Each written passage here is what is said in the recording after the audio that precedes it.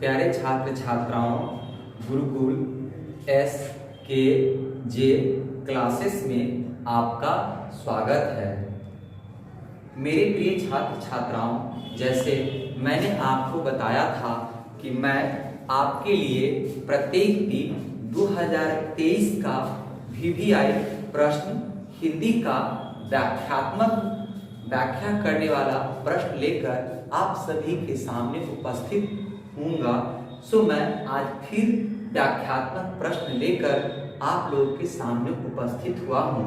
आपसे मेरा नम्र निवेदन है कि आप सभी छात्र कृपया ध्यानपूर्वक इन सारे व्याख्यात्मक प्रश्नों को देखेंगे और अच्छे से मनन कर उसे याद करने का प्रयास करेंगे, क्योंकि ये सारे प्रश्न आपको परीक्षा में आने वाले हैं।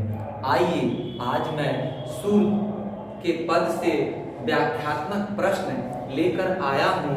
कृपया आप सभी लोग ध्यान से इसे सुनेंगे कि इसका व्याख्या किस प्रकार से आप लोग उत्तर पुस्तिका में लिखेंगे।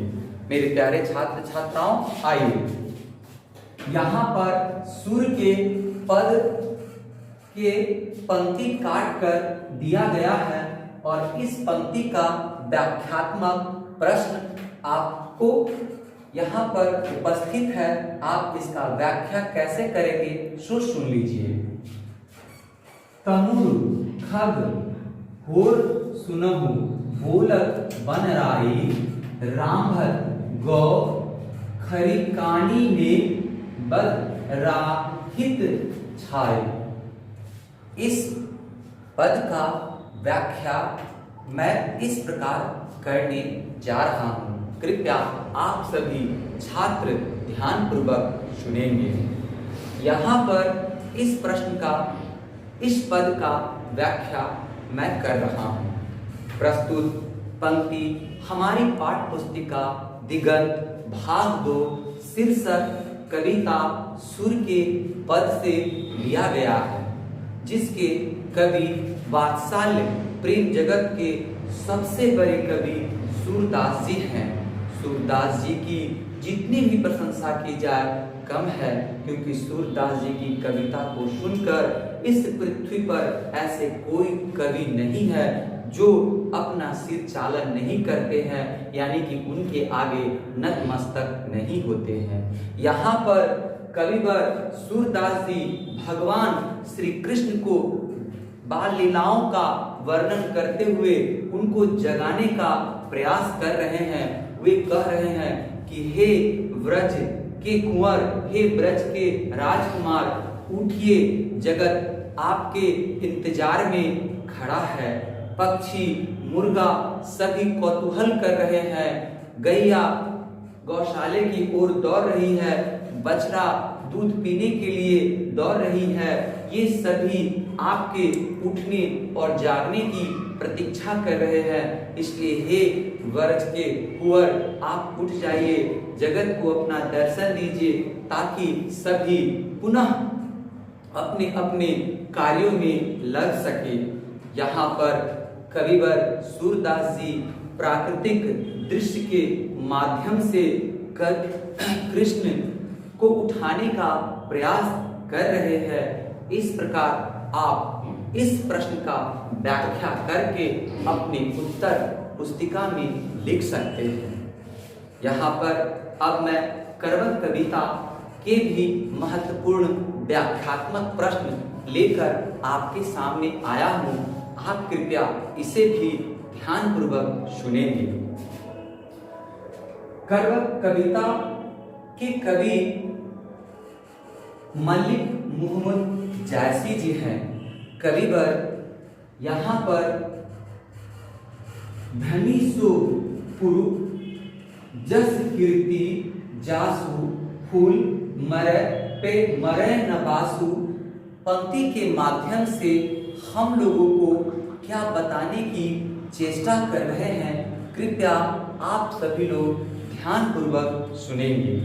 फिर से एक बार मैं यहाँ पर करवत कविता के कवि मलिक मोहम्मद जायसी जी इस पंक्ति के माध्यम से हम लोगों को क्या बताने की चेष्टा कर रहे हैं, फिर से मैं आपको बताने जा रहा हूँ। कृपया आप सभी छात्र छात्राएं इस पंक्ति को पुनः सुनने का प्रयास करेंगे।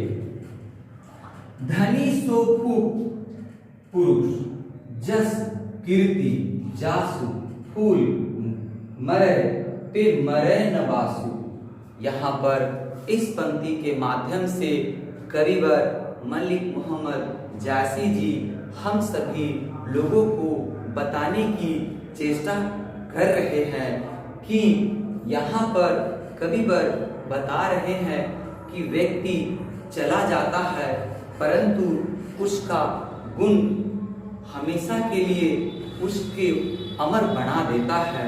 यहाँ पर राजा रत्नसेन चले गए हैं, पद्मावती भी चली गई है, परंतु आज भी उन दोनों की अमर प्रेम कथा जन जन के मुखमंडल पर विराजमान है।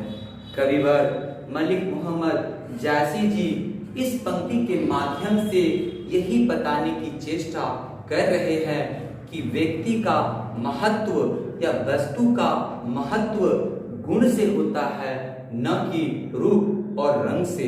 यहाँ पर कविवर फूल मरे पे मरे न बासु के माध्यम से यही बताने की चेष्टा कर रहे हैं कि फूल और सुगंध दोनों एक साथ होता है, परंतु फूल मुरझाकर टूटकर गिर जाता है वहीं पर, परंतु उसके गुण सभी दिशाओं में फैलकर लोगों को सुगंधित वातावरण से मन मोह लेता है। कविवर मलिक मोहम्मद जैसी जी यहाँ पर इस पंक्ति के माध्यम से हम लोगों को बताने की चेष्टा कर रहे हैं कि गुण सर्वोपरि होता है, रूप नहीं। इसलिए कविवर अपने बारे में भी बताते हैं कि किस प्रकार उनका रूप था, परंतु अपने साहित्यिक परिश्रम के कारण वे विश्व में हिंदी साहित्य के क्षेत्र में सूर्य के समान प्रकाशमान है। इसलिए मलिक मोहम्मद जैसी जी की इस पंक्ति के माध्यम से हम लोगों को यही संदेश मिलता है कि हम लोग हमेशा गुण को सर्वाधिक महत्व देंगे, रूप को नहीं। और विद्यार्थी के लिए भी यह शाश्वत बातें हैं कि उनका सबसे बड़ा गुण उनकी पठन पाठन है, उनका सफलता है।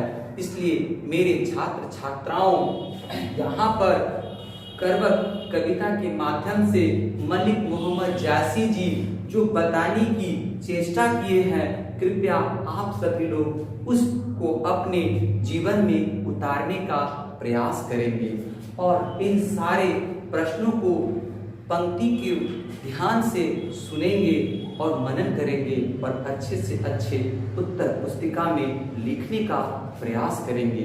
यही मेरा अनुरोध है आप सभी छात्र छात्राओं से। कल मैं पुनः व्याख्यात्मक हिंदी का प्रश्न लेकर आप सभी छात्र छात्राओं के सामने उपस्थित होऊंगा। आप सभी से मेरा यही निवेदन है कि आप भी मलिक मोहम्मद जैसी जी के इस कविता को अपने मन में उतारिए और अपने कठोर परिश्रम से सफलता को प्राप्त कर आप भी सूर्य के समान प्रकाशमान बनने का प्रयत्न कीजिए। इन्हीं शब्दों के साथ मैं आप सभी को शुभ आशीर्वाद देता हूँ और कल पुनः मैं व्याख्यात्मक प्रश्न लेकर आपके सामने उपस्थित होऊंगा। तब तक के लिए विदा। आज मैं आप लोगों से पुनः यही विनती कर रहा हूँ कि आप सभी लोग गुरुकुल SKJ इस चैनल को सब्सक्राइब करेंगे, लाइक करेंगे, शेयर करेंगे, ताकि सभी छात्र छात्राओं को इसका लाभ मिल सके। आप सभी छात्र छात्राओं को मेरा शुभ आशीर्वाद। धन्यवाद।